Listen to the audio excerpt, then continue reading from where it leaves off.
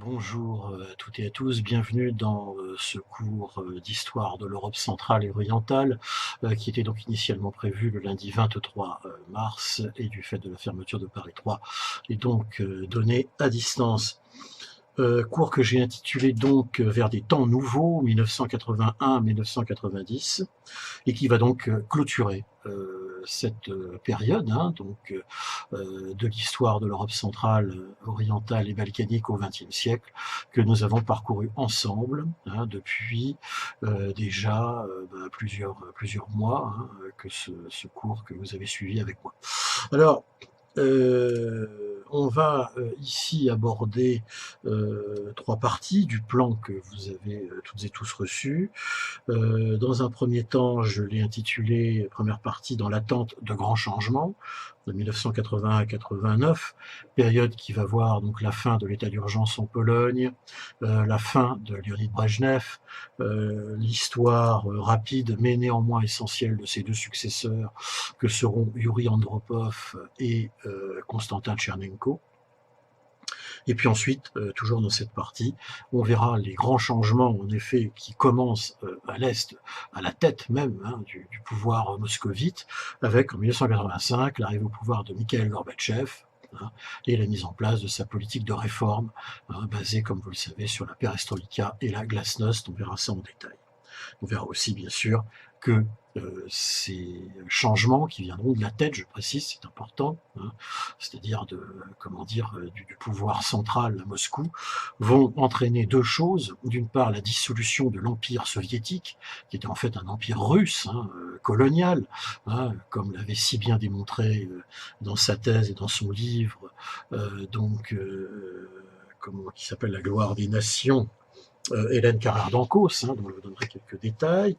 Et puis, donc d'une part, cet empire va se dissoudre, bien sûr, et puis, on le voit avec l'année 89, ce sera cette fois-ci le retour un par un des États du bloc de l'Est, donc ex notre Europe centrale, à la démocratie.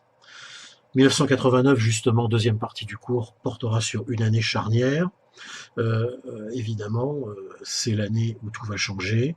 Donc l'effondrement de l'URSS, comme je viens de vous le dire, la fin du bloc, on verra les enjeux de cette année charnière qui commence au début de l'année 89, on le verra avec la Pologne, qui à nouveau se révolte, toujours avec Lech Walesa, le syndicat Solidarité, toujours, rappelez-vous, avec l'appui tout à fait considérable de l'Église catholique, et donc du pape Karol Wojtyła, Jean-Paul II, le pape polonais, et qui se termine le 9 novembre 1989, on le verra aussi en détail, par la chute du mur de Berlin, et en décembre 1989 par l'effondrement probablement d'un des régimes les plus caricaturaux du bloc de l'Est, qui est celui de la Roumanie de Ceausescu.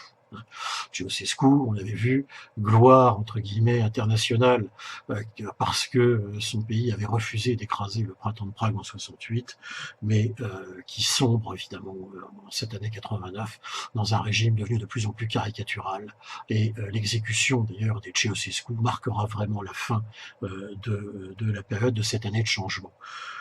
Et puis, on fera un bilan sur les débuts du post-communisme, c'est-à-dire les conséquences et perspectives de ce qui se passe après 89, c'est-à-dire quoi? Trois principaux événements qu'on verra en détail, on en profite puisqu'on est dans un cours à distance, je vais donc ne pas être limité par le temps et pouvoir vous le donner.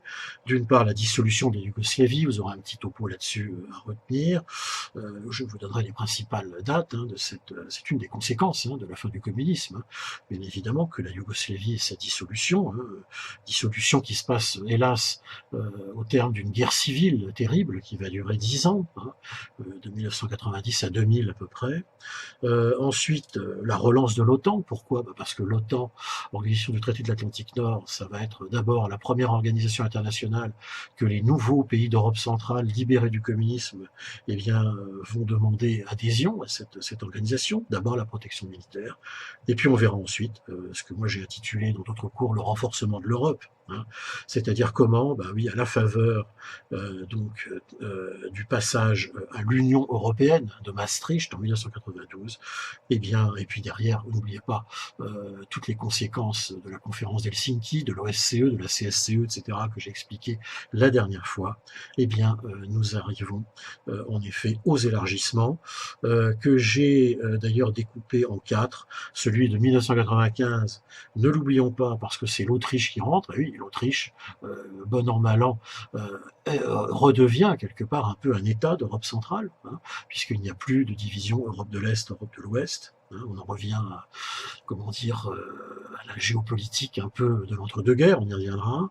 Premier élargissement, ensuite vraiment dit à l'Est de 2004, le second de 2007 avec avec la Bulgarie et la Roumanie, et puis le tout dernier, qui est le dernier en date d'ailleurs, hein, celui de 2013 à la Croatie. Il n'y en a pas eu depuis, donc on était alors en 2013 à 28. Je vous rappelle que nous sommes passés depuis la fin du mois de janvier 2020 à 27, puisque les Britanniques ont quitté l'Union européenne suite au Brexit. Voilà un peu comment va s'organiser ce dernier cours, donc d'histoire de l'Europe centrale, qui donnera lieu à une fiche pour vous à réviser. Ce cours qui va aussi aura des petits topos que je vous enverrai, hein, comme d'habitude. Et puis n'oubliez pas la séance du 30 mars, c'est-à-dire de lundi de la semaine prochaine, qui elle sera sans doute probablement, très probablement même aussi enregistrée à distance, et qui sera une séance de révision, si vous voulez, des principales périodes avec les principales choses à retenir. Ça vous donnera donc une synthèse des synthèses que vous avez eues déjà, et ainsi vous pourrez pendant la période de congé, partir bien armé pour vous préparer pour le partiel du 20 avril. Je vous tiendrai, comme je l'ai promis, bien évidemment, au courant des modalités de son organisation en présentiel ou à distance, on verra. Première partie donc, dans l'attente de grands changements. Alors, toute cette partie, bien sûr, nous fait revenir en premier lieu sur l'année 1981, hein, et sur cette réflexion. Alors en 81 en France, c'est la fin de la période post-gaulienne, si on peut dire, c'est-à-dire qu'il y a une véritable alternance qui se met enfin en place, entre un pouvoir dit conservateur, hein, les successeurs de De Gaulle, c'est-à-dire essentiellement Pompidou, Giscard, hein, et un pouvoir de gauche, hein, d'union de la gauche, autour de François Mitterrand, hein, le 10 mai 1981, et je souhaite introduire cette première partie avec cette réflexion absolument terrible, hein, de Claude Chesson, hein, ministre des Relations extérieures, qui, quand il sera interrogé au sujet de la crise polonaise, hein, c'est-à-dire de cette crise polonaise de l'invasion des chars, enfin de la normalisation, hein, l'état de guerre en Pologne avec les chars polonais de Jaruzelski dans les rues, les arrestations massives, etc. Quand on interrogera Claude Chesson là-dessus, celui-ci indiquera tout simplement que, qu'est-ce que l'Occident fera? Qu'est-ce que la France va faire? Eh bien, il répond, nous ne ferons, je cite, naturellement rien. On est à la fin de l'année 81 dans une situation complètement bloquée sur le plan international. La crise, la tension entre l'Est et l'Ouest est repartie vraiment à la hausse, hein, on l'a vu la dernière fois. Et la France, comme les autres pays, eh bien, en gros, se réfugie derrière le principe de non-intervention, c'est-à-dire que, tout simplement, on ne fera rien parce que c'est une crise interne du camp socialiste, et qui plus est, il n'y a même pas viol, entre guillemets, dirions-nous hypocritement, des principes d'Helsinki, puisque les Polonais eux-mêmes rétablissent l'ordre chez eux via Jaruzelski et ses chars. Et ils sont en état de guerre, hein, sur la loi martiale, comme on veut.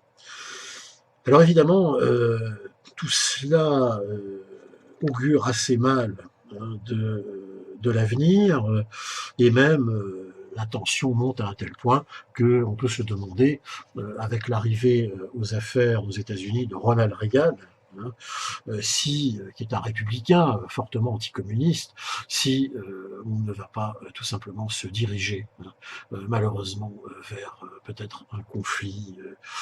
En tout cas, il semblerait que les archives aient prouvé que pas mal de plans d'invasion dans les états-majors des pays du pacte de Varsovie ou moscovite étaient prêts, hein, enfin, à se mettre en place de plans d'invasion, etc. Alors, tout cela, pourtant, oui, tout cela va changer. Et oui, tout ça va changer, pourquoi?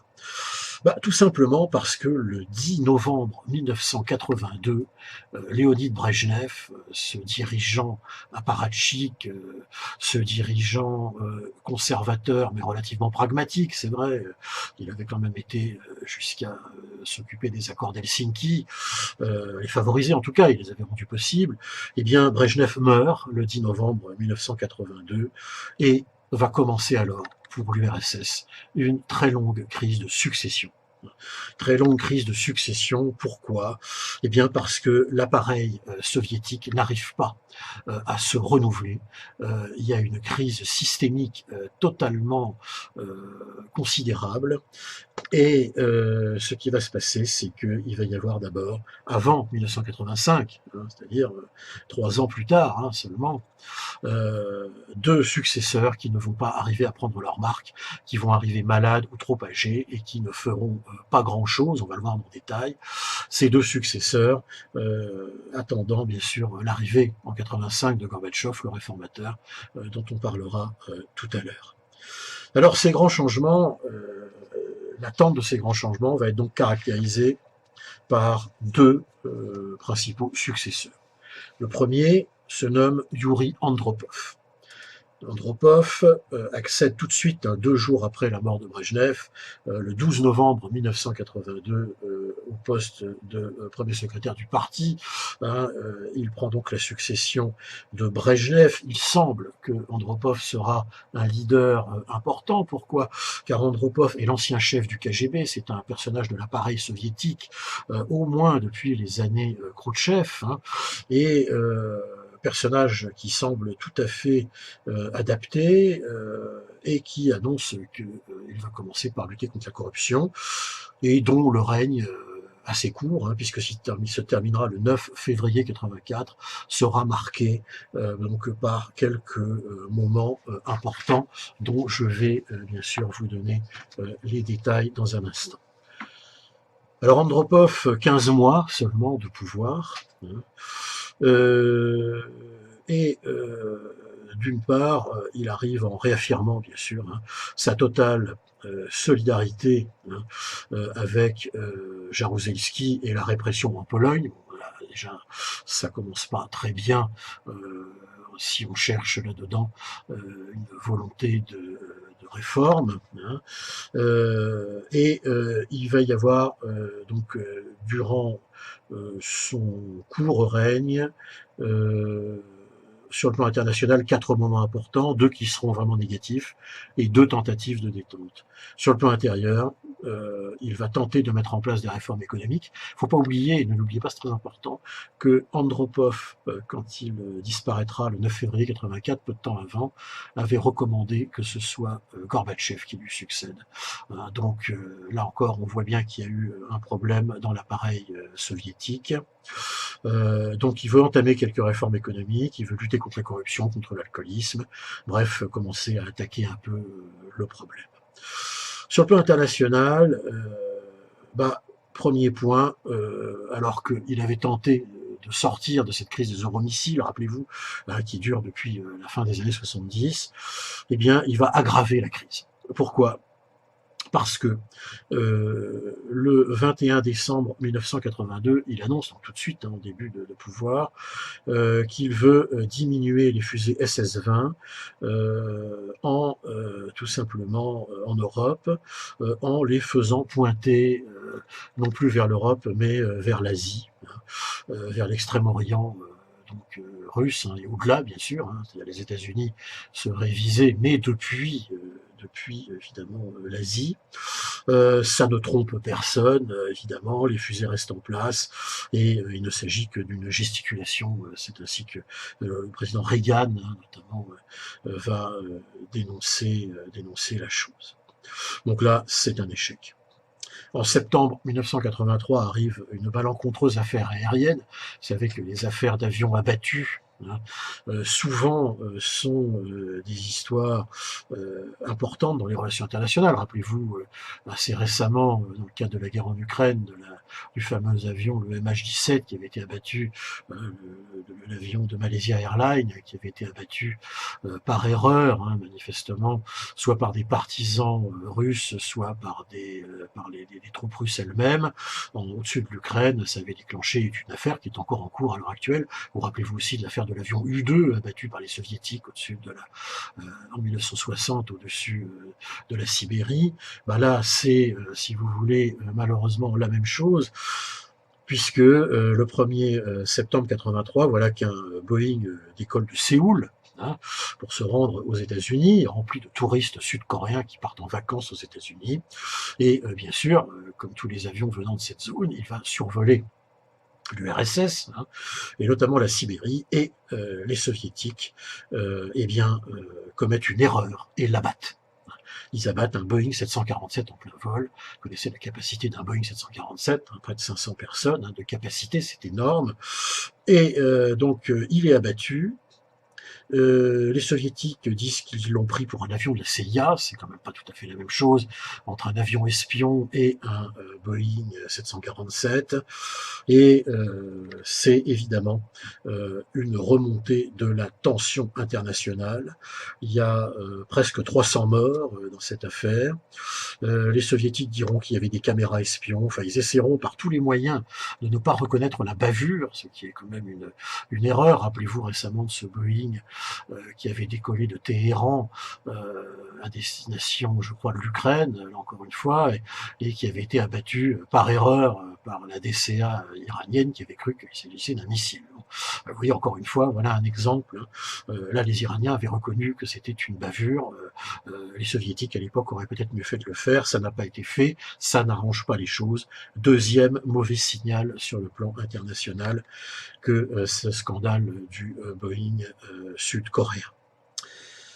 Troisième signe que tente, en tout cas, que nous avons de la période Andropov, c'est une volonté de sortir du conflit, donc cette fois-ci avec l'Afghanistan. L'URSS est englouti presque, d'ailleurs c'est vrai, dans ce conflit depuis 1979. Hein, elle n'en sort pas, il n'y a pas moyen d'arriver à contrôler ces Moudjahidines, hein, qui évidemment sont aidés par les États-Unis et renforcés militairement dans les montagnes, et il va proposer donc au commandant Massoud, et oui, le fameux Massoud qui sera exécuté d'ailleurs en 2001, rappelez-vous, peu de temps avant le 11 septembre, et bien ce fameux Ahmed Shah Massoud, donc les soviétiques tentent des pourparlers pour sortir du conflit. Et eh bien, c'est un échec. Bien sûr, les Moudjahidines refusent cette, comment dire, médiation russe, d'autant plus que les soviétiques se comportent évidemment d'une façon épouvantable avec la résistance des Moudjahidines, hein, exécution massive, répression, etc. Je vous passe les détails. Et puis, dernier point de la période assez courte, hein, de Yuri Andropov, hein, c'est l'écrasement ou la tentative d'écrasement du printemps de Prague, hein, c'est-à-dire les conséquences, bien sûr, de cette tentative de sortie, hein, ce que je veux dire.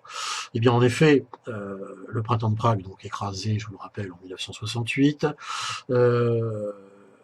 eh bien, Yuri Andropov tend la main à Dubček notamment, prisonnier politique, hein, en écrivant une lettre d'excuse, hein, pour cet écrasement du printemps de Prague en 68. Là aussi, ça passe comme une manipulation. Les opposants tchécoslovaques ne pardonnent pas à l'administration Brejnev ce massacre qui a eu lieu en 68.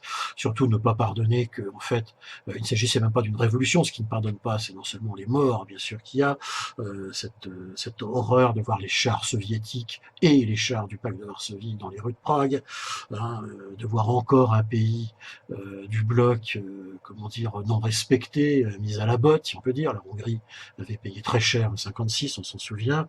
Mais ce qui ne pardonne pas, c'est surtout l'aveuglement de la direction soviétique, qui n'a pas compris qu'il s'agissait de tentatives de réforme économique et politique essentielles au sein même du communisme. Il ne s'agissait pas là du tout de quitter le communisme ou de quitter le bloc, hein, rien à voir. Refus donc de cette main tendue, Dubček reste, si je puis dire, dans son drapé dans son honneur, hein, si je puis dire, de principal leader. Hein. D'ailleurs, d'autant plus que, comme vous le verrez d'ailleurs, je vous mettrai cette très belle image à la fin du cours, de ce cours, hein, Dubček aura l'immense gloire, hein, d'être aux côtés du premier président de la Tchécoslovaquie libre, hein, Václav Havel.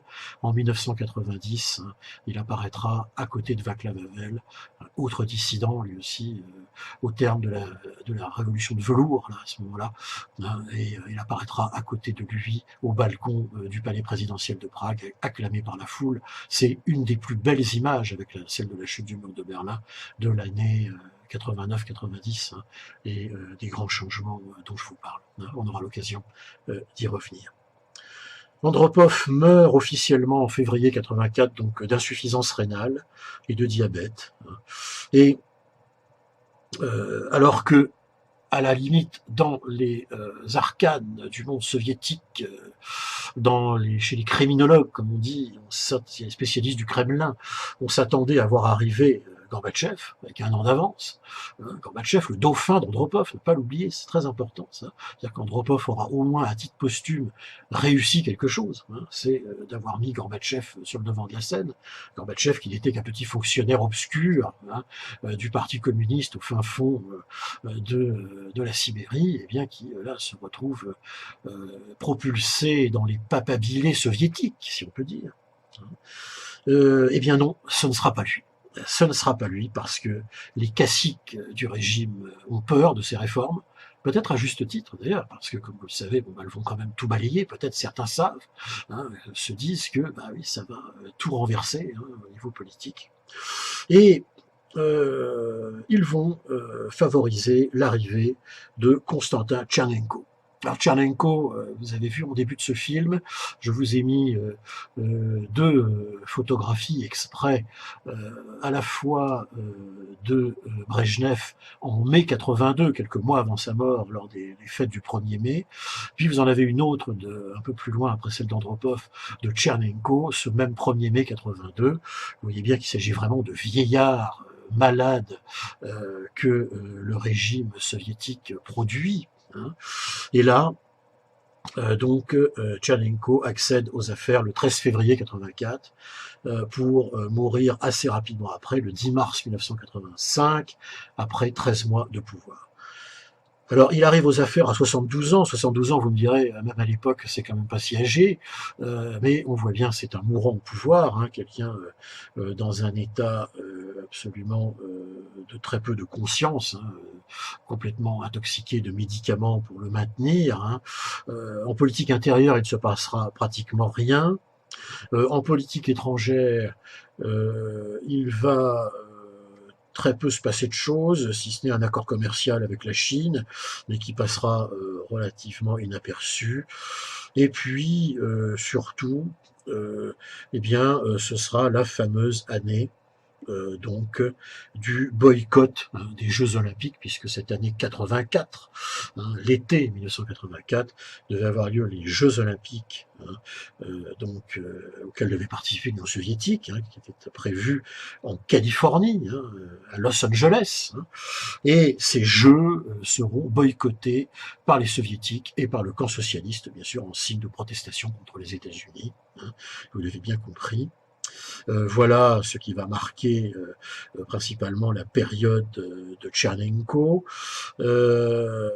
Également, il va rappeler à l'ordre Erich Honecker, qui voulait se rendre, donc le leader de la RDA, l'homme du mur de Berlin, un dur, communiste pourtant, il va le rappeler à l'ordre et l'empêcher de se rendre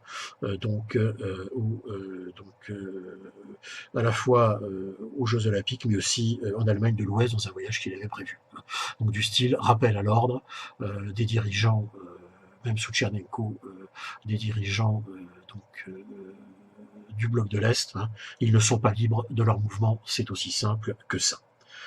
Donc ce boycott, qui est de la réplique du boycott des États-Unis aux Jeux Olympiques de Moscou de 1980, seul événement, la rencontre, c'est vrai, en juillet 1984, entre Tchernenko et Mitterrand, où celui-ci évoquera le cas du fameux physicien, astrophysicien Andreï Sakharov, détenu de façon parfaitement illégale, simplement pour cause de dissidence. François Mitterrand évoquera le cas des droits de l'homme et de la détention de cet astrophysicien, en demandant bien sûr au nom des droits de l'homme la liberté. Bien sûr, pour cet homme, Sakharov fera partie des grandes personnalités qui seront libérées dans la période Gorbatchev. Je n'ai pas besoin de vous le dire. Voilà ce que l'on peut dire sur cette période. Andropov donc préfigure quelque part les réformes de Gorbatchev. Tchernenko, c'est vraiment une transition technique où il ne se passe pas grand-chose. Et puis voilà que, effectivement, Tchernenko, le 10 mars 1985, meurt à son tour. À chaque fois, vous le verrez dans l'envoi qui suivra le cours d'aujourd'hui, grand rituel à la soviétique de ces enterrements. On a vraiment un copier-coller des obsèques de Brejnev, des obsèques d'Andropov, des obsèques de Tchernenko, toujours avec le même rituel. C'est important puisque avec Brejnev c'était les premières obsèques depuis celle de Staline, puisque je vous rappelle qu'il n'y a pas eu d'obsèques officielles pour Khrouchtchev, puisque Khrouchtchev avait été tout simplement destitué. Il est mort, mais avec un enterrement privé, Khrouchtchev, alors que Brejnev, Andropov et Tchernenko sont enterrés dans la grande pompe soviétique. Et l'enterrement de Tchernenko en mars 1985, c'est bien le dernier qui aura lieu, puisque, comme vous le savez, Gorbatchev ne terminera pas son mandat à la tête de l'Union soviétique, puisque tout cela se terminera, vous le savez, en décembre 1991, nous y reviendrons. Alors pourquoi tout ça va se terminer? C'est justement là encore une fois un aspect de cette première partie. C'est la partie toujours. On est dans les attentes des grands changements avant l'année 89. C'est la période qui va de 85 à 89. Et qu'est-ce qui se passe là? Là, pour le coup, ça va être les fameux grands changements dont je vous parle. En effet, Gorbatchev arrive au pouvoir. Donc, en mars 85, la situation de l'Union soviétique est catastrophique. Le budget militaire est à plus de 8% du PIB. L'URSS a plus du double par rapport à son PIB que les États-Unis. Ce que je veux dire, c'est que ce sont les États-Unis qui ont 8% de leurs dépenses militaires pour leur PIB, alors que l'URSS, c'est 20%. 20%, c'est absolument énorme. Et il est grand temps, évidemment, de mettre en place des réformes. Alors, ces réformes sont en deux grands axes. Sur le plan international, d'abord, ce sera celui de la détente. hein, relance de la détente, il était grand temps, parce que là, franchement, on ne savait plus, on partait dans le mur, hein, et puis, bien sûr, le désarmement, hein, ce qui va de soi. Sur le plan économique, hein, dès mai 85, c'est une vaste campagne anticorruption et anti-alcoolisme. Il reprend hein, les travaux de réforme qu'avait modestement commencé Andropov. Hein. Et puis, en marge de ces deux campagnes-là, il y a les deux grands axes de la réforme de Gorbatchev. Réforme, je vous le rappelle, par rapport au cours que je vous avais donné en live cette fois-ci, qui portait, rappelez-vous, on avait terminé sur le printemps de Prague, hein, où je vous avais cité Gorbatchev qui avait dit que, bah oui, en 1985, quand tu lui avais posé la question, 87 plutôt, sur ces réformes, il avait dit, bah oui, il a manqué 19 ans, hein, puisque en effet, les réformes, la glasnost et la perestroïka, sont massivement basées sur l'expérience tchécoslovaque, justement. On reprend ce qu'avait fait Novotny, ce qu'avait fait Dubček. Hein. C'est une merveilleuse et extraordinaire réhabilitation qui se passe là pour le bloc de l'Est hein, et le socialisme à visage humain qu'avaient envisagé les communistes tchécoslovaques autour de Dubček et de Novotny à Prague en 68. Alors, qu'est-ce que c'est que sont ces deux réformes principales? Alors, la glasnost, ça veut dire liberté d'expression. Donc, c'est le volet politique hein, des réformes. Alors, on va libérer les dissidents, on va autoriser les manifestations, même massives, on va laisser, et oui, hélas, se développer les courants nationalistes, hein, qui dans l'Empire, je pense d'abord à l'Asie centrale, vont se mettre en place. Hein. C'est pour ça que le fameux empire éclaté, hein, La gloire des nations d'Hélène Carrère-Dancos, ce livre sorti de façon prémonitoire en 1979, est totalement à relire. Il a été d'ailleurs republié, je vous le conseille, hein, et qui explique hein, que les soviétiques, en 1917-18, ont récupéré l'empire qu'avaient construit les tsars depuis le XVIIe siècle, voire avant. Hein, et que donc cet empire était massivement colonial en Asie centrale, hein, mais colonial aussi en Europe, car l'empire soviétique côté européen, qu'est-ce que c'est hein? Ce sont les pays baltes, c'est la Biélorussie, l'Ukraine et la Moldavie. On aura l'occasion d'y revenir. Donc tout cela, dès 85, ça va commencer à bouger à cause de la mise en place de la glasnost. En gros, on soulève le couvercle, on libère la parole.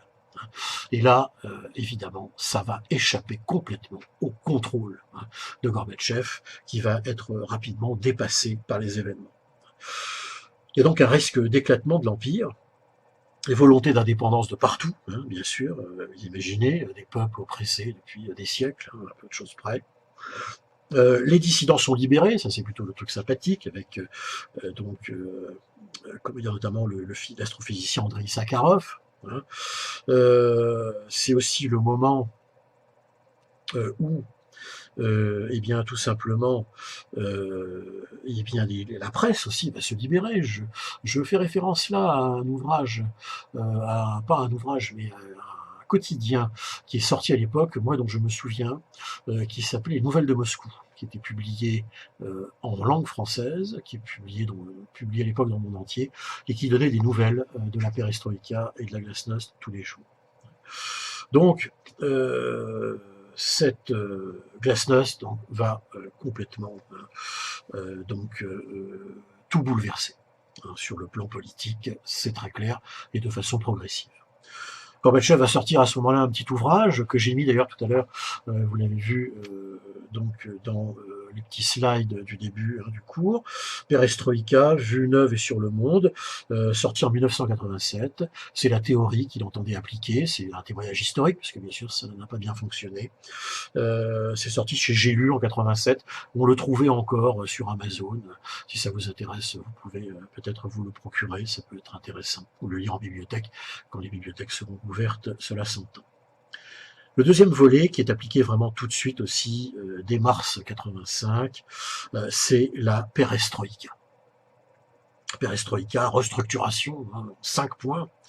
Hein, alors là, ce sont les réformes économiques, C'est-à-dire, en gros, rappelez-vous de Prague en 68, même avant, en 67, avec Novotny, rappelez-vous de cette idée d'introduire un petit peu de capitalisme, de notion de capitalisme dans le socialisme.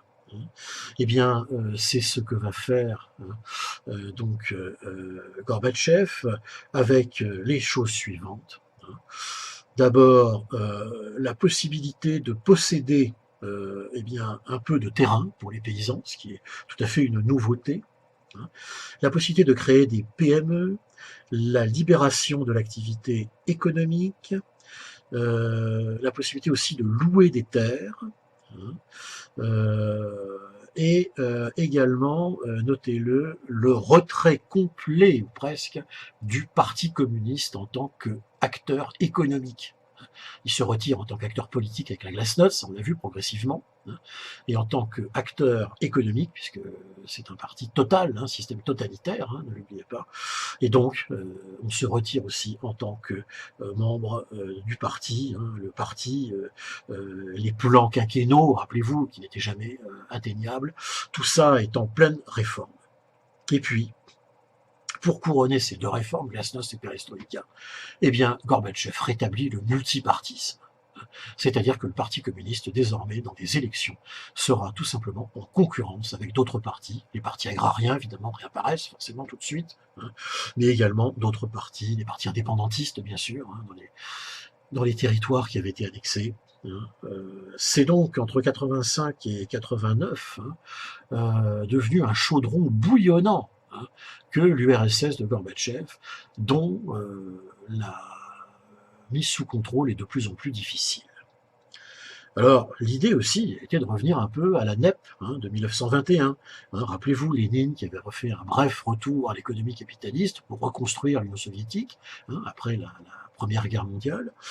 C'est aussi l'idée. Mais tout cela ne va pas très bien marcher.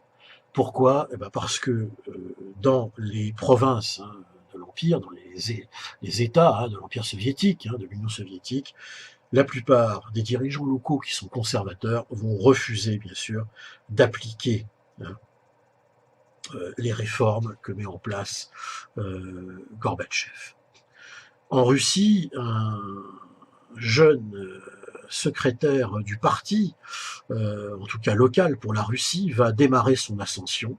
Un certain Boris Yeltsin qui va jouer à la fois la carte de sa forte personnalité, de ses talents d'orateur, et va commencer à sortir de ce carcan en train de se désintégrer, la Russie, autour de laquelle, eh bien, quand Gorbatchev aura perdu le pouvoir, que l'URSS n'existera plus, il va réorganiser ce qui sera après la future communauté des États indépendants. Notez aussi, Boris Yeltsin est un personnage émergent de cette époque, avec lequel il faudra compter, comme vous l'avez compris, dans les années 90. Donc, voilà où nous en sommes. Sur le plan intérieur. Grand symbole aussi, Gorbatchev va limoger le vieux maître de la diplomatie soviétique, Gromyko, nom facile à retenir que Gromyko, c'est quand même celui qui avait succédé directement au fameux Molotov, qui avait été l'homme de la diplomatie stalinienne jusqu'à la fin de Staline. Ensuite, c'est Gromyko qui s'impose, donc ça vous donne quand même le champ faramineux de la période où cet homme a géré la politique étrangère soviétique, et il est remplacé par un Gorbatchevien, un réformateur, qui s'appelle Shevardnadze, un élu de Géorgie, province qui fait également partie de l'Empire soviétique, qui est une république de l'Union soviétique de l'époque. Gromyko, son limogeage, c'est juillet 1985. Donc là, vraiment, on veut donner un fort signal à l'Occident. Autre fort signal que l'on donne à l'Occident, c'est en août 85, toujours tout de suite, ça vient, l'URSS annonce qu'elle arrête ses essais nucléaires. Donc là, vraiment, gros signal qu'on veut désormais à nouveau, comme du temps, un peu de Khrouchtchev, dialoguer avec l'Ouest et désarmer l'Empire soviétique. On veut le désarmement, la désescalade de la course aux armements. Et pourquoi? Mais parce qu'à cette époque-là, c'est la pleine guerre des étoiles qui avait lancé ce projet de guerre des étoiles qu'avait lancé Ronald Reagan, projet de guerre des étoiles, donc qui était en fait d'établir un système de satellites d'autodéfense tout autour de la Terre qui aurait détruit les fusées soviétiques d'où elles seraient parties. Système plus ou moins d'intoxication, disons-le, idéologique. Mais d'autant plus qu'on l'a vu actuellement ressorti il n'y a pas si longtemps par l'administration Trump. Donc je vous laisse méditer cette chose. N'empêche que les soviétiques y croient et ils sont incapables, évidemment, sur le plan technologique et financier, d'arriver à égaler les États-Unis là-dedans. Donc il est urgent de désarmer, il est urgent de descendre de cette tension internationale et de relancer la coopération économique avec l'Occident, s'il en est encore temps. C'est du moins ce que croit encore en 1985, en arrivant au pouvoir, Gorbatchev. Il y a en novembre 85 le premier sommet du désarmement qui va nous mener à la détente, qui a lieu à Genève avec Reagan. C'est le début de la fin de la guerre froide qui commence à ce moment-là. Un autre sommet aura lieu en novembre 86 à Reykjavik. Reykjavik, rappelez-vous, c'est une ville, donc capitale d'un pays nordique, et qui est située elle aussi, comme était un peu Helsinki à l'époque, en territoire neutre, et qui aura lieu du 11 au 12 octobre 1986, et qui va être clairement, comment dire, qui clairement va établir le processus du désarmement, avec donc Reagan et Gorbatchev, encore une fois, qui se rencontrent du 11 au 12 octobre 1986 à Reykjavik. Alors, tout cela se poursuit, grande popularité de Gorbatchev en Occident, immense popularité, puisque tout simplement, il est vraiment le grand leader qui amène en fait à la paix du monde. Il y a la Corbimania, il est très très populaire en Occident, et il va l'être d'autant plus que le 26 avril 86, un drame épouvantable se produit, c'est-à-dire l'explosion de la centrale nucléaire qui est encore en Ukraine soviétique de Tchernobyl. Alors Tchernobyl explose, c'est un désastre écologique calamiteux, sanitaire, d'ailleurs aujourd'hui, c'est quelque chose qui a provoqué ou provoquera jusqu'à 1 million de morts en Europe, très probablement. Cela montre aussi la faillite du programme nucléaire civil soviétique, avec des centrales dans un état épouvantable. Mais les soviétiques arriveront à coffrer le réacteur en fusion, au prix de sacrifices épouvantables de milliers d'ouvriers volontaires ou désignés comme volontaires, arrivera à circonscrire la catastrophe, mais c'est encore aujourd'hui un problème. Tchernobyl étant actuellement en Ukraine, République d'Ukraine, et étant toujours une zone totalement interdite et contaminée. Et puis donc Gorbimania quand même, effectivement,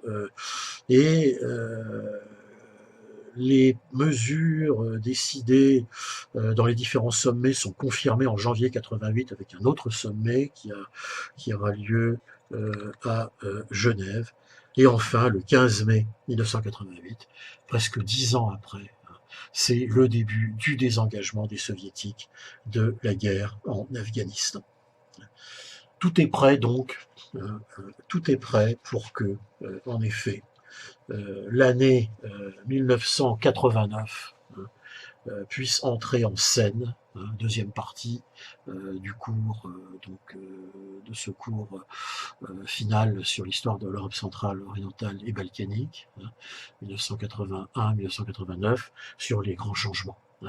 Deuxième partie, donc, l'année 89, en effet, ce sera une sacrée année, puisque elle se terminera, je vous l'ai dit, en décembre 89 par deux événements, on l'a dit un peu tout à l'heure, absolument fondamentaux. La fin vraiment du pire de tous les régimes communistes d'Europe centrale, avec l'exécution des Ceausescu le 24 ou le 25 décembre 89, je ne me souviens plus. Leur procès sommaire, bon, ça c'était peut-être un peu moins bien. Et puis en décembre 89, c'est le fameux sommet de Malte. Ne l'oublions pas, où cette fois-ci Gorbatchev est le successeur de Reagan, son vice-président, George Bush, Bush père, si je précise. Il ne s'agit pas du W. Bush du 11 septembre 2001, mais de son père. Eh bien, annonce officiellement la fin de la guerre froide. Quand même, c'est un événement international fondamental. On a eu le 9 novembre 89 avant, avec la chute du mur. Et donc, tout cela nous mène donc à cette fameuse année 1989, une année charnière, avec à la fois la poursuite de l'effondrement de l'URSS, on va y revenir, et puis la fin du bloc, parce que entre-temps, depuis le début de l'année 89, eh bien, à nouveau, c'est en Pologne que les événements vont se jouer. Début de l'année 89, à nouveau, il y a en Pologne, à Gdansk, d'ailleurs Danzig, ville phare, si je puis dire, de la contestation contre Jaruzelski, contre le régime polonais à poigne qui avait été mis en place, eh bien, janvier 89, cette fois-ci, les grèves reprennent. Seulement, et oui, derrière, il n'y a plus Brejnev. Et c'est ce qui va se produire du nord au sud de l'Europe centrale, de notre bloc.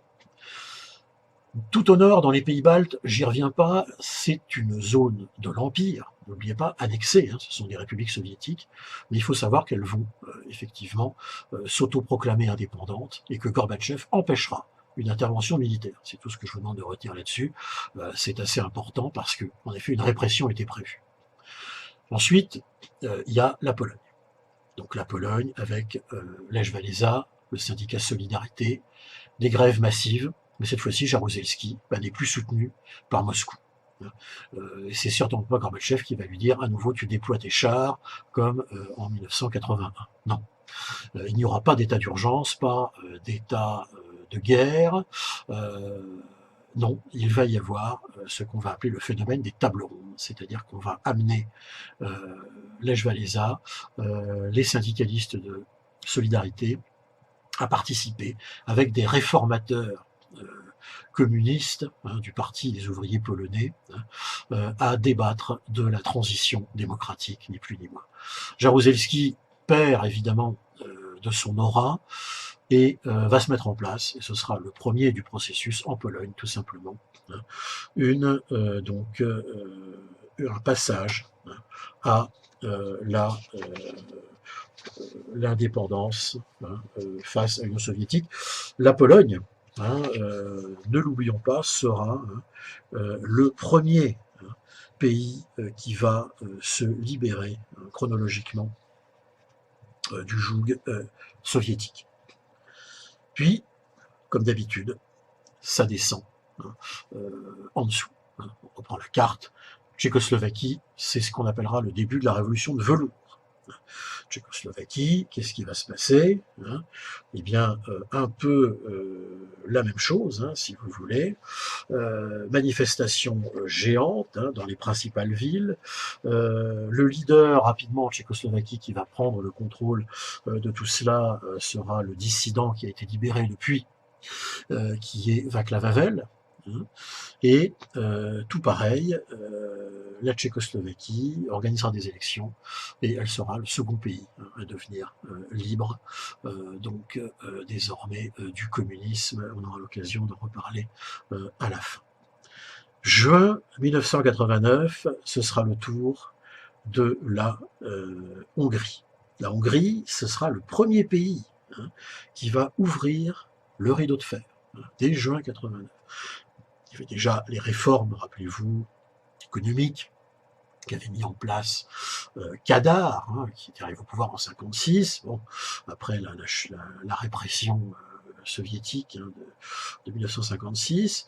Et sachez que à l'été 89, énormément d'Allemands de l'Est, notamment, se sont rendus en vacances, notamment dans une zone à la frontière entre la Hongrie, hein, qui peut se déplacer librement dans le bloc, évidemment, et l'Autriche. Et c'est là que le Premier ministre, ministre des Affaires étrangères de l'époque, je ne sais plus, réformateur, hein, un réformateur hein, du Parti communiste hongrois, Gyula Horn, hein, eh bien, entrouvrira pour la première fois le rideau de fer, et des milliers d'Allemands de l'Est, hein, et pas que d'ailleurs, passeront en Autriche. Ça y est, c'est la première fuite du rideau de fer. Et puis, bien sûr, il reste le gros morceau hein, dans cette liste, hein, qui est, vous l'avez bien compris, l'Allemagne. L'Allemagne de l'Est, la RDA.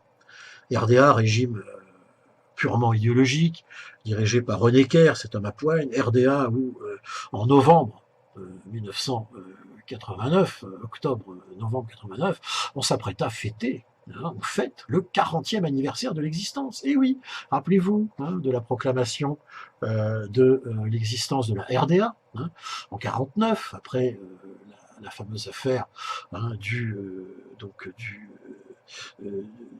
siège hein, que Staline avait tenté de faire, la première crise de Berlin. Et bien là, c'est la troisième crise de Berlin, cette fois-ci, qui va se mettre en place. Après ces belles célébrations hein, des 40 ans, en octobre 89, de naissance de la RDA, eh bien, les manifestations gigantesques, tout comme celles qui avaient lieu à Prague, ailleurs en Tchécoslovaquie, se mettent en place. Pareil, la direction du Parti communiste est-allemand prend peur, instaure des tables rondes de discussion, et c'est notamment Egon Krenz hein, qui va être de façon très courte d'ailleurs, l'homme de la transition en Allemagne de l'Est. Hein. Honecker est mis en minorité, il partira bientôt en exil en Amérique du Sud, où il mourra d'ailleurs, hein, puisqu'après il sera recherché pour différents crimes, hein, notamment liés à la police politique qui était la Stasi, etc. Tout cela, évidemment, vous avez les détails dans les manuels. Et manifestations gigantesques, 1 million de personnes manifestent à Berlin-Est, presque 200 000 à Leipzig, hein, et 25 000, hein, je vous redonne le chiffre, d'Allemands de l'Est hein, étaient passés à l'Ouest hein, en été 89, quand les Hongrois avaient entrouvert le rideau de fer avec l'Autriche. Donc on est au bord de l'explosion, bien sûr, là encore une fois. Gorbatchev, quand il a vu en octobre 89, puisqu'il était invité bien sûr à Berlin-Est, son homologue Necker, hein, lors des belles cérémonies, des défilés militaires, hein, vous pouvez regarder ça, c'est complètement surréaliste d'ailleurs sur YouTube, eh bien, quand vous voyez ces deux hommes se sont vus, que lui a dit Gorbatchev? Il lui a dit, mais écoutez, cher Erich Honecker, il est temps maintenant de passer à mes réformes. Et Honecker, comme Jaruzelski, comme Ceausescu, comme Husak en Tchécoslovaquie, ne voudront pas faire les moindres réformes. Et ils seront donc évincés par des réformateurs gorbatcheviens de la direction de leur parti communiste. C'est ça le mécanisme qui va mener à l'effondrement du communisme à l'Est. Ce sont que les directions elles-mêmes des partis brejneviennes, si on peut dire, ont en gros mis en minorité leurs dirigeants pour mettre des réformateurs gorbatcheviens à la place, et donc, bien sûr, laisser la porte ouverte à un retour à la démocratie dans ces pays-là. C'est pour ça que partout, sauf en Roumanie, on verra ça dans un instant, la transition s'est déroulée de façon pacifique, hein, qu'il n'y a pas eu de guerre civile, hein, entre les tenants des partis communistes et le peuple qui voulait recouvrer sa liberté. Revenons-en à Berlin, novembre 89, 1 million de Berlinois manifestent, le 4 novembre, et le 9 novembre, c'est la fameuse annonce de Günther Schabowski, ministre de la Sécurité intérieure est-allemand, qui, dans une conférence de presse, annonce, peut-être de façon prématurée, que désormais, la liberté de circulation est totale entre Berlin-Est et Berlin-Ouest. Et là, nous sommes quand même en 89, les gens ont tous la radio, et donc, tout le monde Entend ça, c'est télévisé. Tous les Allemands de l'Est donc sortent de chez eux, se concentrent, et une des photographies que je vous mettrai à la fin du cours est vraiment impressionnante à ce niveau-là, se concentrent vers les 6 ou 7 checkpoints de Berlin-Est, pour Berlin-Ouest, et heureusement, disons-le, les forces de sécurité ont l'intelligence de se dire qu'en effet, bon sang, il se passe quand même quelque chose, et laisseront passer les Allemands de l'Est vers l'Ouest. Rués dans les magasins, etc. Bon, voilà. Retrouvailles des familles. Familles souvent séparées depuis 40 ans. C'est tout à fait extraordinaire ce qui se passe à Berlin à ce moment-là. Et le mur tombe le 9 novembre 1989. Ce mur, qui depuis 61 était le mur de la honte, un mur qui paraissait infranchissable, qui paraissait immuable, alors qu'on s'imaginait que de toute façon tout ça finirait par une guerre nucléaire, voire une guerre conventionnelle en Europe, mais que tout cela finirait très mal. Et ben non, mes chers amis, ça finit bien. Et oui, un peu d'optimisme, voilà, ça n'est pas cher payé que de le transmettre dans ce cours, cette bouffée de chaleur humaine, d'optimisme que l'on voit apparaître en novembre 1989 entre l'Est et l'Ouest. Voilà qui réconforte bien notre mois de mars 2020. Je ne reviens pas sur les détails que vous connaissez tous. Alors, c'est donc terminé de l'existence même, si on peut dire, de l'Allemagne de l'Est. Et Göncren s'est donc définitivement confirmé, peu de temps avant, dès le 24 octobre 89, comme le nouveau leader de la RDA. Évidemment, on passe à la libération des prisonniers, et donc la réunification est ardemment souhaitée par l'Allemagne de l'Ouest, notamment par Helmut Kohl, dont je vous ai rappelé la dernière fois les dates, qui sont parmi les plus longues, d'un chancelier allemand, ouest-allemand puis allemand, et l'Allemagne de l'Est va mettre 11 mois à disparaître.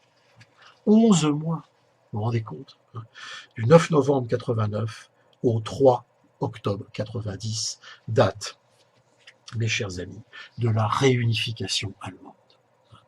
Et oui, en si peu de temps, l'Allemagne se réunifie. En 11 mois, l'Allemagne de l'Est disparaît comme un château de cartes. Ce qui prouve, d'ailleurs, quelque part, qu'elle était, en effet, un véritable, si vous voulez, État purement idéologique. Et puis nous arrivons donc en cette fin de l'année 89 à des endroits où ça va se passer moins bien, plus on descend vers le sud. En Bulgarie, la transition sera plus longue. Todor Žižkov mènera jusqu'à une transition dans les années 80, tout début des années 90, mais là aussi il y aura multipartisme et un changement politique libéral. Et en Roumanie, ça se passe mal, parce que là, eh bien, Ceausescu, le comte Ducator, le Danube de la pensée, avec son pouvoir personnel, avec son épouse, Elenae, s'accroche au pouvoir. Et lui, eh bien, il va donner l'armée contre le peuple roumain.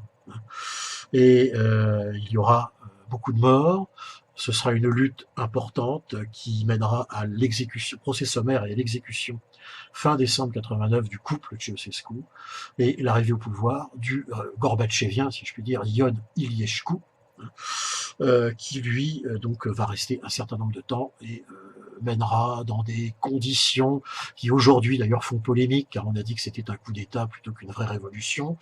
Néanmoins, il y a un passage à une période de transition démocratique, c'est incontestable, et la Roumanie aujourd'hui est membre de l'Union européenne, est un État démocratique, certes avec des problèmes internes, mais sachez que c'est là que ça se passera quand même d'une façon plus difficile, en tout cas. Côté URSS, c'est l'implosion. C'est l'implosion de l'Empire. On ne peut pas dire autrement. Et c'est une des caractéristiques qui clôture d'ailleurs cette deuxième partie. Gorbatchev va envers et contre tout, bien sûr, poursuivre ces réformes. Il va lancer une réforme constitutionnelle en mars 1990, qui va diminuer le rôle dirigeant du Parti communiste. Et puis, tout ce qu'il fait est très impopulaire, puisqu'il peu de partie de la population pense que toutes ces réformes économiques vont appauvrir la population, qui certes vivait modestement, mais vivait quand même, alors que là, c'est le libéralisme qui arrive, et sans vraiment grande transition. Et donc, un appauvrissement. Le 1er mai 90, Gorbatchev est hué lors des fameuses cérémonies du 1er mai, celles où triomphait encore le 1er mai 1982 Brejnev et toute la direction du parti. Et bien là, le 1er mai 90, vous avez Gorbatchev et ce qui reste de direction du parti. Ils sont hués par la foule et doivent quitter la fameuse tribune du mausolée de Lénine. C'est vraiment, là aussi, un grand symbole sur le plan international de la fin d'une époque. Tant et si bien que le 20 août 1991, et ça on l'oublie souvent, mais j'en profite ici qu'on a un peu plus de temps pour l'introduire, 20 août 1991, c'est le fameux coup d'État, la tentative de coup d'État des derniers carterons de conservateurs du Parti communiste soviétique qui vont tenter, si vous voulez, de prendre le pouvoir. Ça va durer quelques jours, où en effet, on est en août, Gorbatchev est en vacances dans sa datcha, au bord de la mer Noire, à Foros, et voilà que l'armée soviétique se déploie dans les rues, de Moscou notamment, et que le conservateur Gennady Yanayev annonce que Gorbatchev est tombé malade, qu'il est en résidence surveillée, et que désormais, la direction conservatrice prend le pouvoir, et évidemment met un terme, interrompt tous les processus mis en place par Gorbatchev. Alors là, ça jette un froid. Moi, je peux vous dire, mes amis, j'étais dans le bloc de l'Est, enfin, plus le bloc de l'Est, puisque c'était déjà le début des États démocratiques. J'ai été en Hongrie à cette époque-là, en vacances, et croyez-moi, on a senti tout de suite que une inquiétude se refaisait saisir dans la population, parce que craignant, tout simplement, que finalement ils reviennent. Ça n'est pas arrivé. Pourquoi? Parce que Boris Yeltsin, qu'on avait un peu oublié dans l'affaire, et qui était l'élu de Moscou à l'époque, va dire aux moscovites, sortez, descendez, sortez de chez vous, descendez dans la rue et bloquez-moi tous ces chars. Rendez impossible ce coup d'État. L'armée n'osera pas tirer sur la population, et Yanayev et le carteron de putschistes prendront la fuite ou se suicideront, et Gorbatchev reviendra le 24 août 91 à Moscou, accueilli par Helsinki, mais tout ça n'est que de façade, puisque en fin août 91, Gorbatchev démissionne du secrétariat général du Parti communiste, et le 6 novembre, il restera chef de l'État, le 6 novembre 91, ce sont les fameux accords de Minsk qui préparent ce que sera la future communauté des États indépendants. Tout ça se fait sur le dos de Gorbatchev, qui n'aura plus qu'à annoncer le 25 décembre 1991, tout simplement, sa démission et la fin de l'existence de l'URSS. Le drapeau rouge sera détaché du sommet du Kremlin et on y mettra le fameux drapeau tricolore russe. Une nouvelle époque était née. Boris Yeltsin va devenir le premier président de la Fédération de Russie, avec une communauté d'États indépendants, qui sont en fait tous les jeunes États qui sont notamment d'Asie centrale principalement, qui ont acquis leur indépendance, Kazakhstan, Ouzbékistan, Tadjikistan, etc., Arménie, etc. Je vous passe la liste, vous pouvez la retrouver en regardant, il y a une carte. Et quant à ce qui est à l'ouest, les États baltes deviennent des États libres et indépendants, la Moldavie est indépendante désormais, et la Biélorussie et l'Ukraine aussi. Mais là, ils ne sont pas nécessairement membres de la CEI, ceux-là. D'où le vide et les futurs conflits. Alors Helsinki, je ne détaille pas, car là, nous quittons notre champ chronologique. Sera aux affaires, vous le savez, à peu près de 91 à 2000, 99, disons. Et ensuite, eh bien, son successeur, comme vous le savez, sera Vladimir Poutine.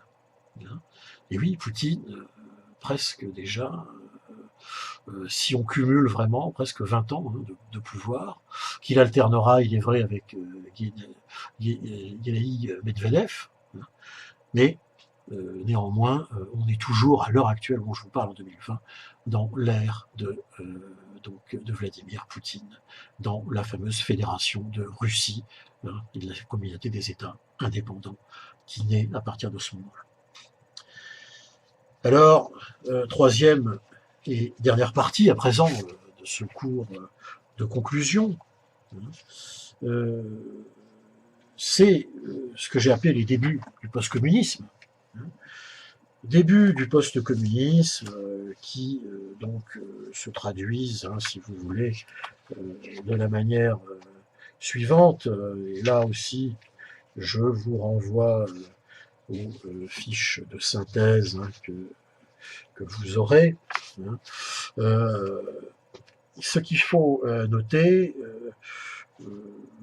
c'est que en premier lieu, on va avoir une relance de l'organisation du traité de l'Atlantique Nord. La première chose à retenir, c'est la dissolution du pacte de Varsovie, qui a lieu tout de suite, au début des années 90.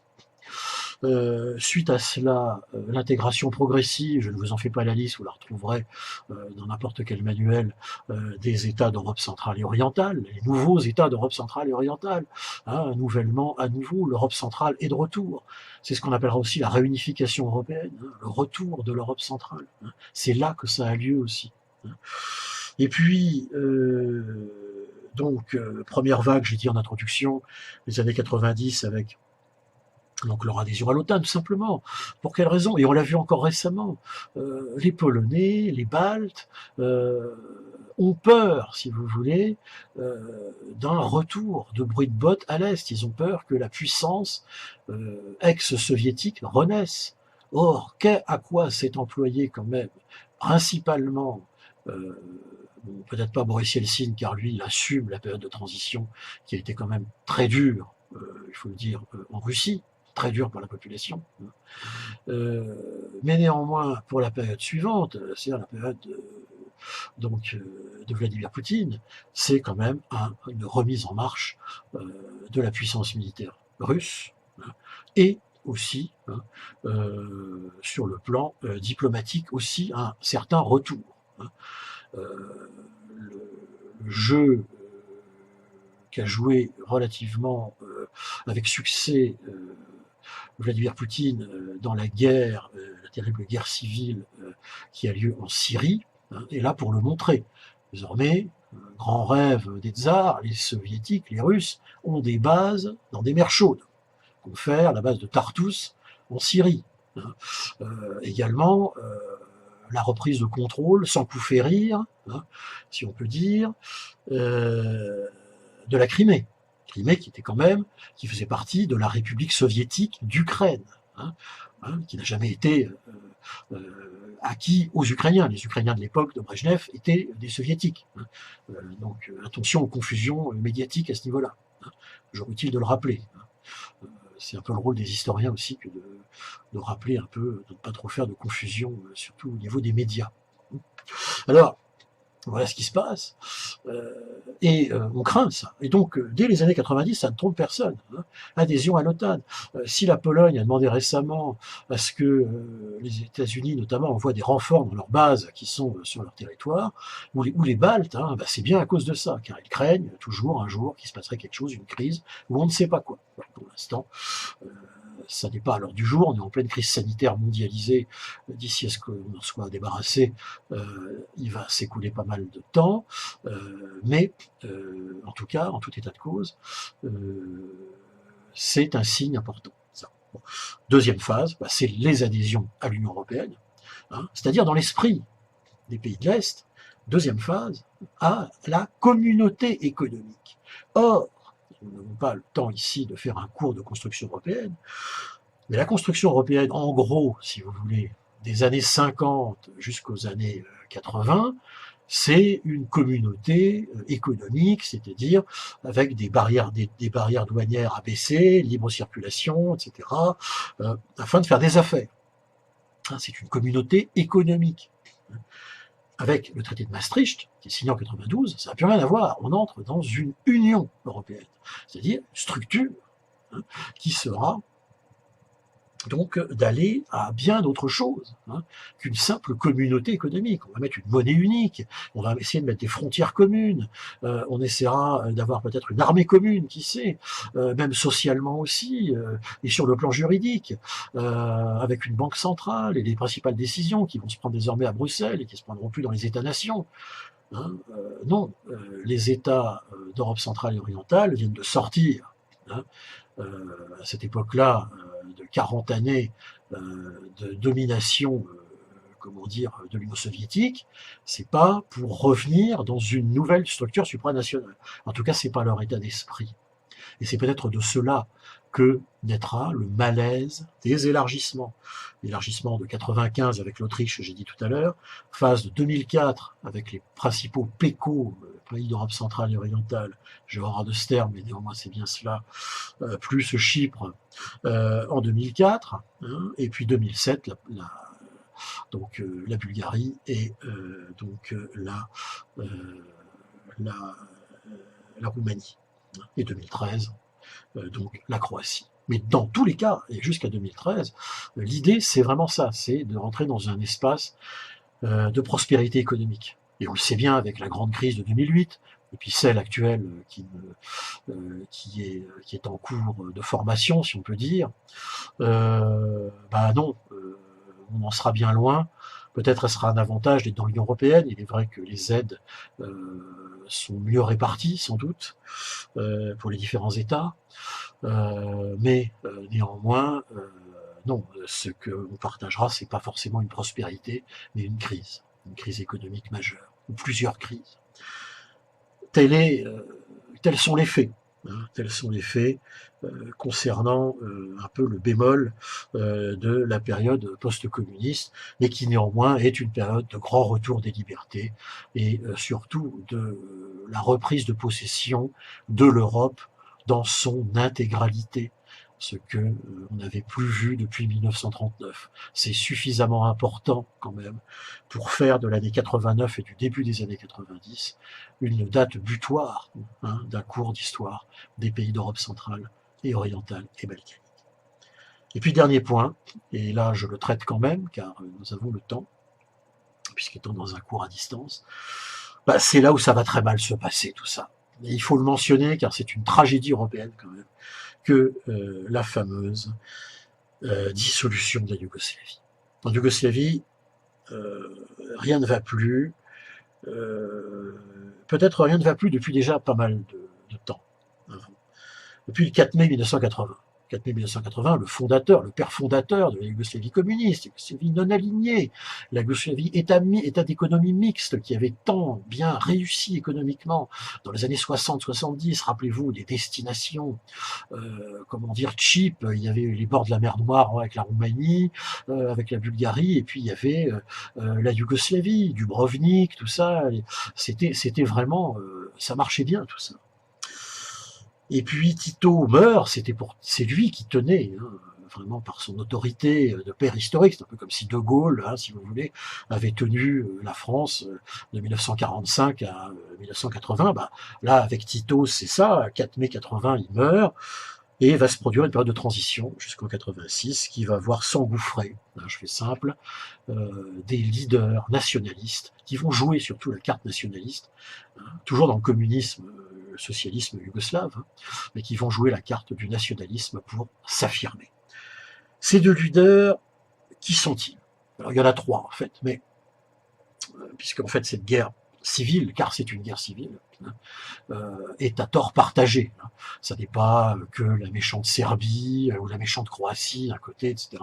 Non, bien sûr que non, il s'agit d'une guerre civile, et je l'ai souvent rappelé, et je ne suis pas du tout un Yougo nostalgique, mais je l'ai souvent rappelé, il s'agit vraiment d'une guerre civile terrible, qui fait que on peut difficilement aller trouver les bons et les méchants dans cette affaire.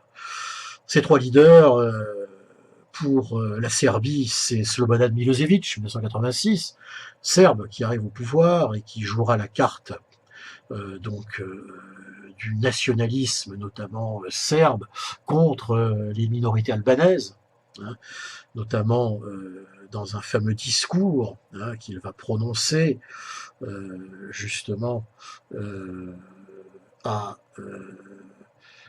Gazinestan, au Kosovo, où il y a eu des incidents entre Albanais et Serbes. Ce discours, il le prononcera, c'est le début de son pouvoir vraiment affirmé, le 28 juin 89, en disant aux Serbes, tout simplement, plus personne n'aura jamais le droit de vous battre, et c'est là que, évidemment, la surenchère populiste, médiatique, va jouer à plein, et va faire, pour la partie serbe en tout cas, de Milosevic le leader de cette période tragique. Il sera président de la Serbie en mai 89, Milosevic.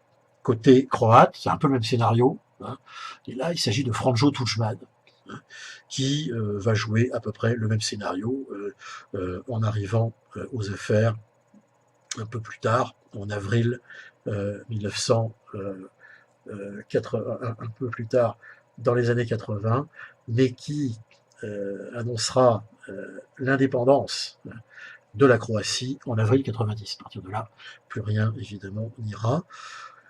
Puis le troisième protagoniste, eh bien, c'est cet État de la Yougoslavie communiste qui était la Bosnie-Herzégovine. La Bosnie-Herzégovine, qui était l'état laboratoire du vivre ensemble des Serbes, des Croates et des Bosniaques, et tout ça en mélangeant religion orthodoxe, religion catholique et religion musulmane. Ce sont les trois nationalismes, trois nationalités et trois religions qui vont se faire la guerre pendant 10 ans, il faut bien le comprendre. C'est une des clés de la compréhension de la guerre civile, de dissolution de la Yougoslavie. Donc Alija Izetbegovic, lui ce sera le troisième protagoniste en Bosnie-Herzégovine, qui lui aussi jouera sa carte pour arriver et garder le pouvoir.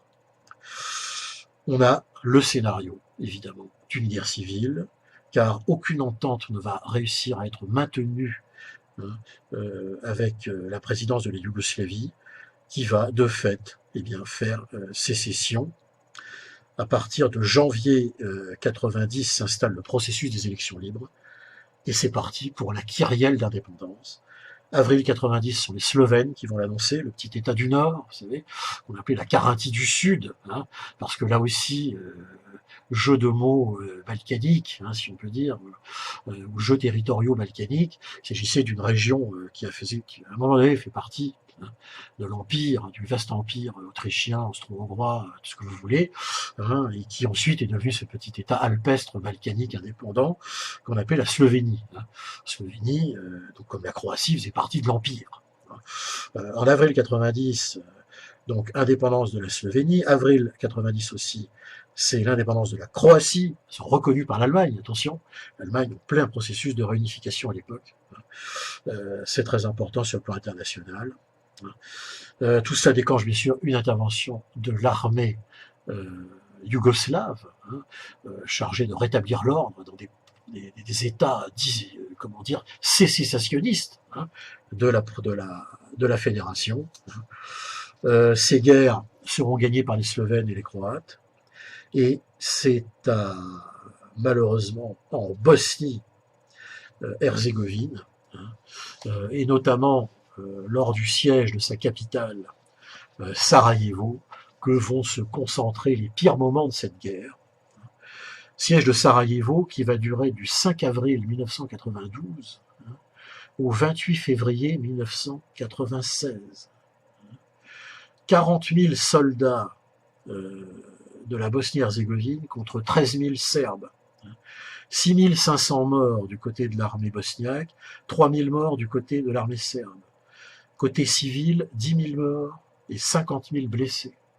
C'est tout à fait considérable que ce siège de Sarajevo, qui va montrer au monde, par l'incapacité de la jeune Union européenne, incapable de régler cette première crise qu'elle affronte pourtant, et que ce sont les États-Unis, avec les accords de Dayton, qui vont régler cette première partie de cette guerre.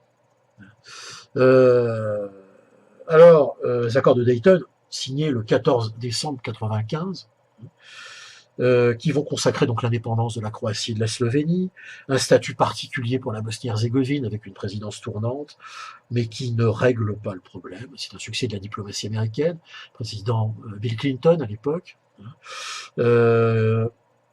Ces accords de Dayton vont simplement figer la situation. Et à l'heure actuelle, c'est toujours le cas. Puis ensuite, la guerre reprendra, cette fois-ci, plus au sud, avec, cette fois-ci, la question de la Macédoine, qui deviendra indépendante le 8 septembre 91. Et puis, il restera plus guère que, dans tout cela, que eh bien, le Monténégro, le Monténégro qui, lui, deviendra indépendant un peu plus tard, un peu après, soit en 2006, la Serbie se retrouvant alors seule. On a donc là une guerre au total qui dure en gros, si vous voulez, de mars 91 au 1er juin 2001, en incluant également la guerre du Kosovo, cette province, attention, là n'est pas un État de la fédération yougoslave, mais qui était une province du sud de la Serbie, un territoire autonome en quelque sorte, peuplé majoritairement d'Albanais, qui va se révolter, qui va devenir indépendant, qui ne sera pas reconnu, sauf par la Russie et quelques États dans son indépendance, et dont la Serbie conteste toujours l'indépendance, je précise, au sujet du Kosovo. Donc on voit cette guerre de Yougoslavie, de dissolution, mars 91, juin 2001, 300 000 morts à peu près, et encore on n'a pas fini le bilan, avec des crimes de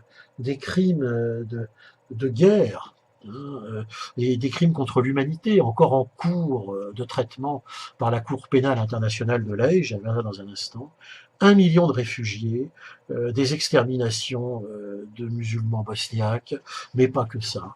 C'est une guerre civile, ne l'oublions pas. Il y en a pour tout le monde.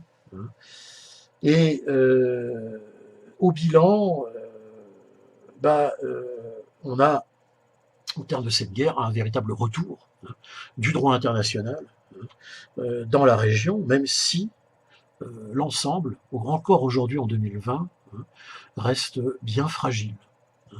Vous l'aurez compris, et vous aurez compris aussi que les élargissements, avant qu'ils ne s'arrêtent récemment, rappelez-vous, il n'est plus question d'élargissement avant pas mal de temps, avait-il été déclaré à la fin de l'année dernière, au début de cette année, eh bien, était un facteur de stabilisation.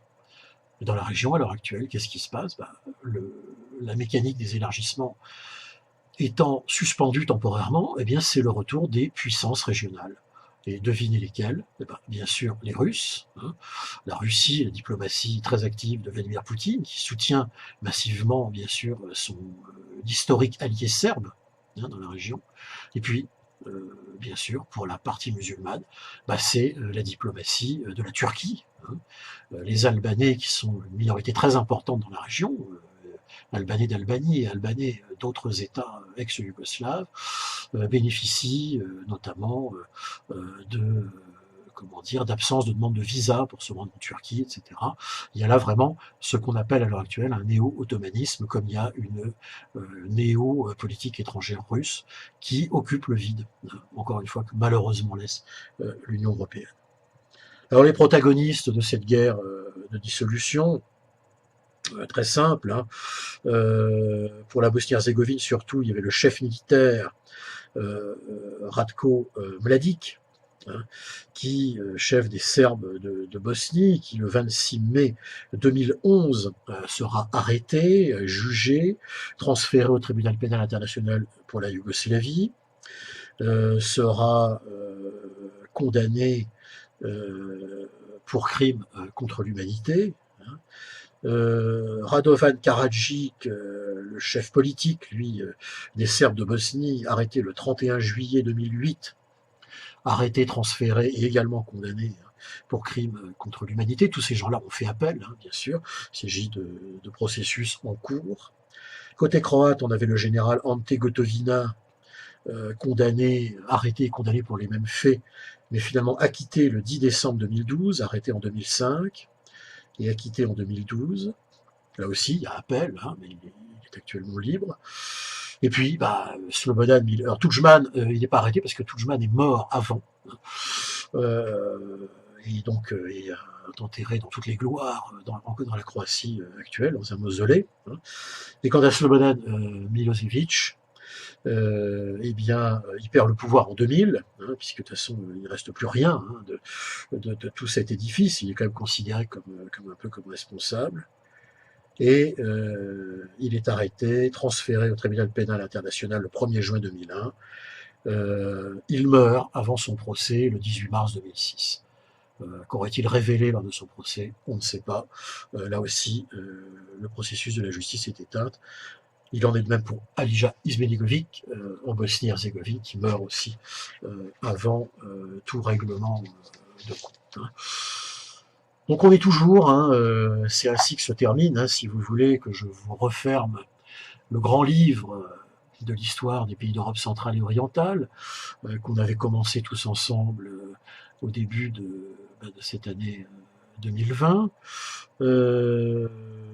On termine ici par donc quelques notes un peu quand même en demi-teinte, avec cette guerre de Yougoslavie. À l'heure actuelle, l'ensemble des pays d'Europe centrale et orientale sont intégrés dans l'Union européenne. Et je pourrais dire, si vous le voulez, en guise hein, de conclusion, que toute cette histoire, quelque part, hein, montre que l'union fait la force et que l'on est toujours plus nombreux à plusieurs pour affronter les problèmes que d'être tout seul. Et cela vaut pour toutes les crises qu'affronte l'Union européenne ou le reste du monde, y compris à l'heure actuelle, avec celle que vous connaissez. Je vous remercie pour votre attention. Alors vous retrouverez bien sûr les fiches et les petits topos que je vous enverrai pour réviser ce cours-là aussi.